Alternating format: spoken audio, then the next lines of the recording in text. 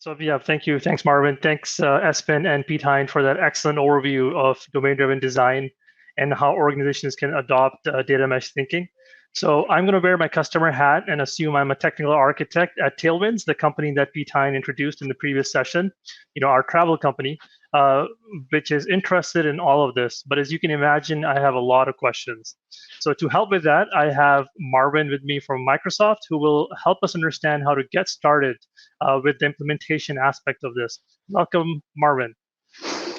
Thanks, Amud. Thanks for having me. And yeah, sure, let's get started looking into how the cloud scale analytics can help you set up a data mesh architecture. So I have watched the previous presentations and I really enjoyed learning about the content. But where can I go to learn more about this cloud scale analytics? Can we start with that? Sure, that's a really good question.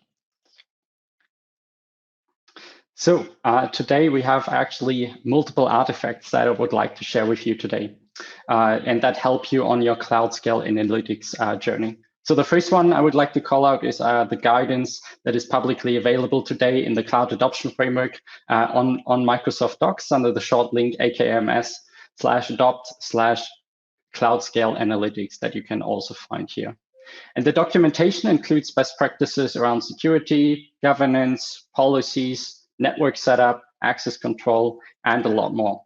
And hereby, as mentioned previously, we consider 80% of it to be prescriptive and 20% of it being customizable based on the customer requirements, based on the industry, and so on and so forth. So in summary, this asset really provides you with a prescriptive architecture designed by SMEs.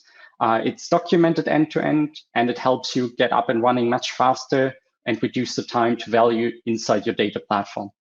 That's great. It's always useful to have a manual in your hands when you're building something. So let me ask you this. What else is available to get organizations like ours started with this? So the second artifact that I would like to share with you today is our reference implementation. So the reference implementation that we have built provides you with the core infrastructure artifacts to set up the data platforms such as data mesh.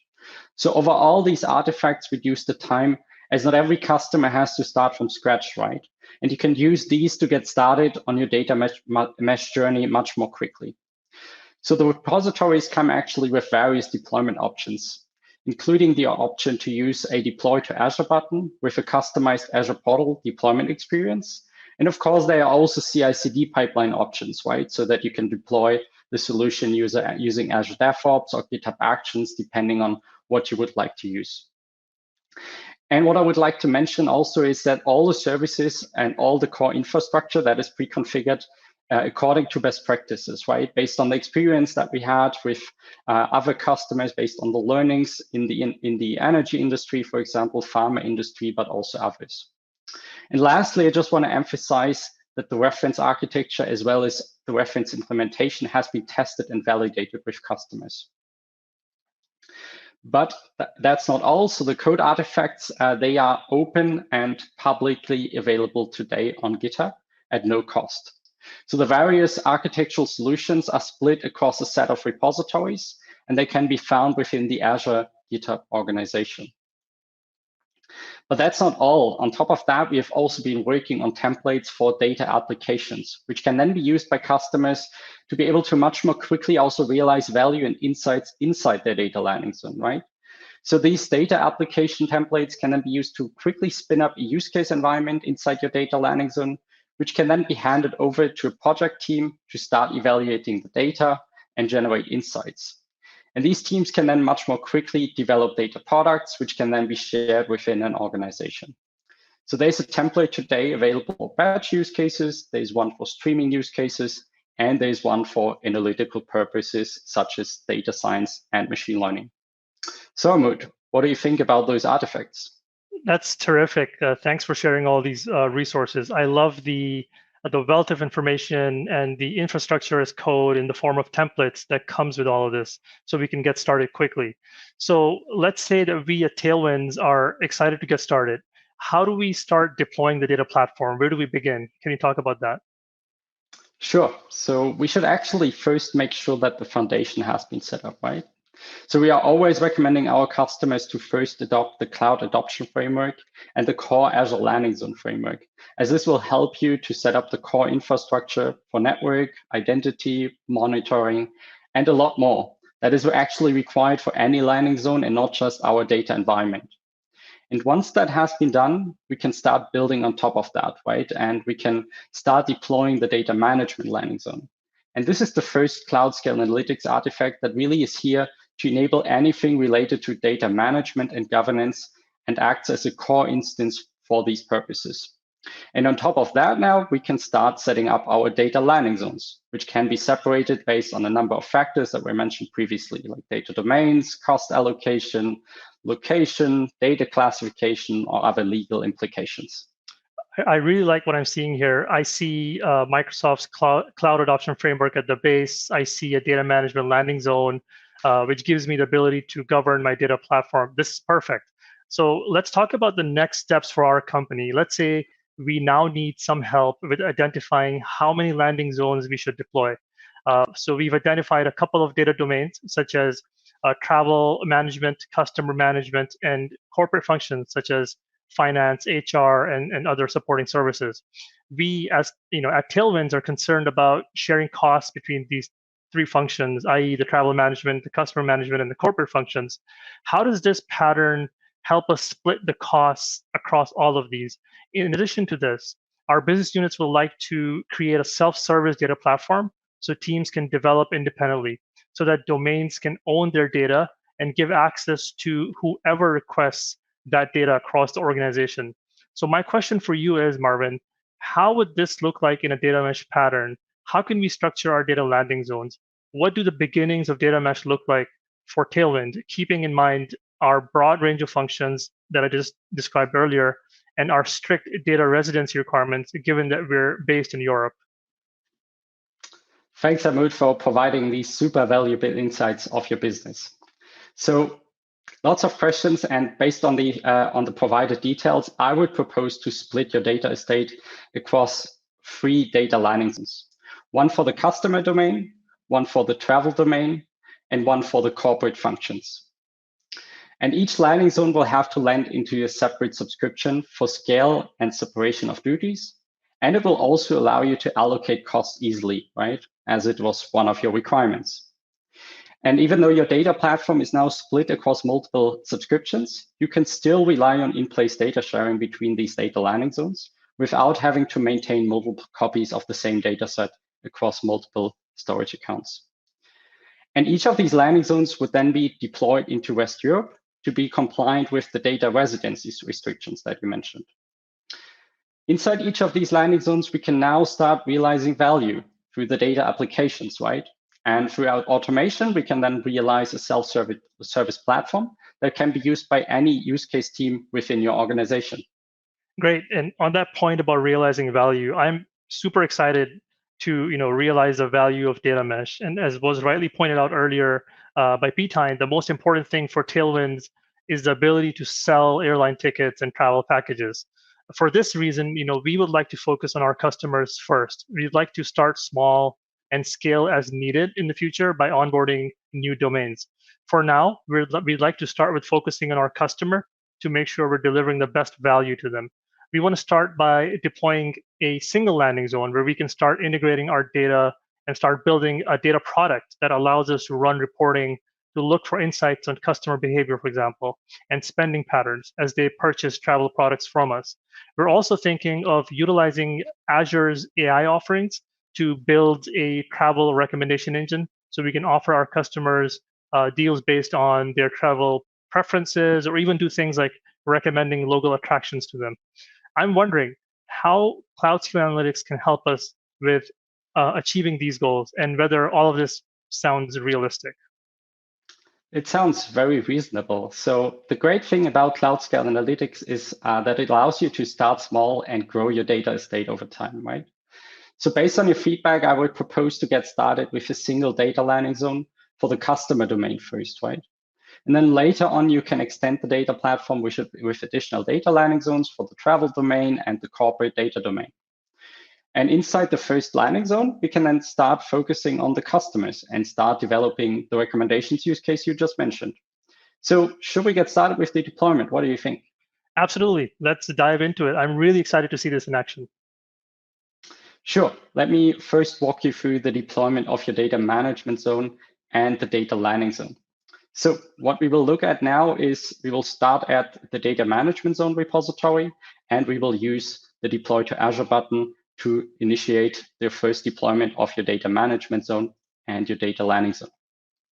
So what we can see here is actually, as mentioned, the data management zone repository. If we scroll down on the README file, in any of the repositories, we will find those blue buttons, which you can use to initiate the deploy to Azure button deployment experience. This will bring us to the Azure portal and will bring us to a customized portal environment or front end. And here you have to provide a couple of details, right? So you have to say in which subscription we should deploy the data management zone, in which region, of course. In your case, that's West Europe, and we're using ESA1 subscription. Then you have to provide a prefix that will be used for all the resources that are getting deployed inside the subscription as a prefix. The same then applies for your data landing zones. So here we are just deploying one, we're using ESA2, and we are using West Europe as a region. Again, we need to provide a prefix and then also a password, as some of the services that we are deploying require a password. For example, the virtual machine scale set on which we are hosting the self-hosted integration runtime. Lastly, you can also deploy an Azure Bastion, which we will do here.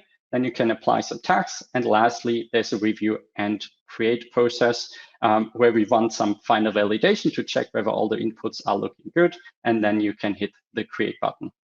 And you will end up with the first data landing zone and data management zone. So these were briefly the steps to deploy those two landing zones, right? So do you have any questions, Amir? Yes, absolutely. Now that I have the data management landing zone and a data landing zone set up, what I'm wondering is what actually gets deployed inside my subscriptions? Can you talk a bit about that? That's a great question. So let's actually now look into our subscriptions to understand the setup. So that's actually what we will see now is the two subscriptions that we have been using before for the initial deployment, right? So ESA1 was our data management zone, ESA2 was our data landing zone. And we will now look at what has been deployed. So what we will see here is, as mentioned, ESA1 and ESA2, and there are a number of resource groups that have been deployed through the deployment and created. So first we will look at the governance resource group. And in here, we will find our central purview instance, which will be used for all your governance tasks across all data landing zone. And if we, for example, look here into the networking section, you can see everything is pre-configured according to best practices. So we are disallowing public network access. And also all the services get deployed with private endpoints across the board, and if supported, of course. Besides that, in the data management zone, we also have a container registry, for example, for Docker images that are used across all landing zone. And we also have, for example, a couple of consumption resources here. For example, the Synapse Private Link Hub to also privately access the Synapse Studio across all data landing zones and across all data applications. So there's more, but let's look into the data landing zone. And in the data landing zone, also a number of resource groups have been created. And let's first look into the storage resource group. And here you will find 3 data lakes. One is actually the raw data lake, one is an enriched and curated layer. And then we also have a workspace layer, which can be used as a scratch space for the application teams. In addition to that, we also have a resource group for external storage accounts, which are used mostly for push patterns. So if, for example, a certain scenario requires you to push data from source system to Azure and requires an account key, this is what you use. Then we have a couple of shared integration resources where we have a data factory and a Databricks workspace, which are used for your metadata ingestion framework, or many customers use it for that.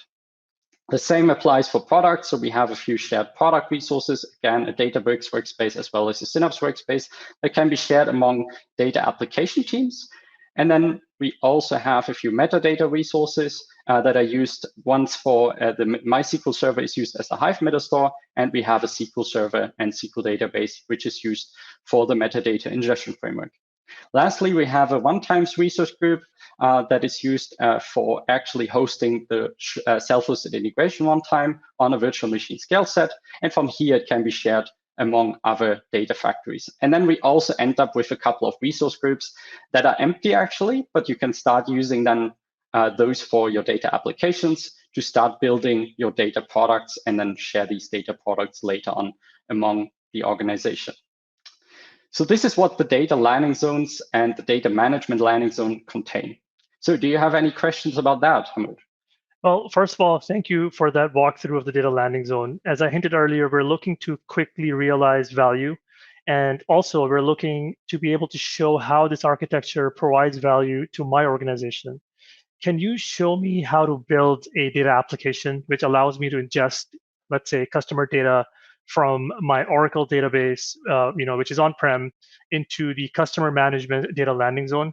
I would also like to make this data set available within our environment for consumption by other data applications. And in addition to that, there's already a data science team waiting to get started on building the recommendation engine that I mentioned earlier. They want to train machine learning models and create new curated data sets for other teams to consume. So my question to you is, how would such a use case be implemented within the data landing zone that you just showed us? So thanks, first of all, for sharing these next steps with me. So let's walk through how this use case can be realized inside your data landing zone. And according to our principles, we would first split the data integration and the data application, data product development into two architectural concepts, right? So the data integration would be executed by our metadata ingestion framework. So we would use our metadata ingestion framework to first land the data initially onto the raw and curated and enriched layer. Once that has been done, our data product team can then get started and then build, we can then use a use case team, right, that will be able to deploy their own resources within their own dedicated data application resource group. And here they can then start building this use case that you just mentioned, the recommendations engine. But let's look again into the portal and see how this can be done. Sure. So what we can see here, again, inside the one-times resource group, we have the self-hosted integration one-times, and those are shared with the data factory inside the shared integration resource group. So we will use that to actually load the data from your Oracle database into your instance, into your data lakes. So the data lakes are already connected here to the managed VNet via private endpoints. We have also linked services, and here's your Oracle database as linked service.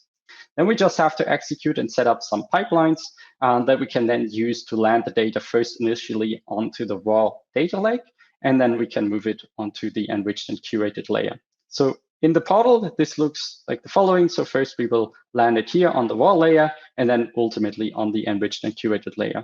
From here, the data application team can then pick up the data. And they can then, inside their application resource group, they can spin up their own resources. And as they are working on a machine learning use case, they can actually use our analytics data product template to quickly spin up an environment. And what they will get is also a machine learning workspace, and they can use that machine learning workspace to actually get started with the model training, with the model development. And with that template, they will also get computes automatically configured on the VNet, and everything is set up for them automatically. Great. Thank you so much, Marvin. This was a lot of great learning. I really appreciate the demos. So I'm going to take off my customer hat now and just say that, we've only scratched the surface here and shared with you how you can quickly get started with deployments. We're hoping that you can use the wealth of resources that were referenced here today to help your customers on their data mesh journey. So thank you again to everyone who joined and listened in. I'll hand this over now to our panel of experts who are waiting to take your questions.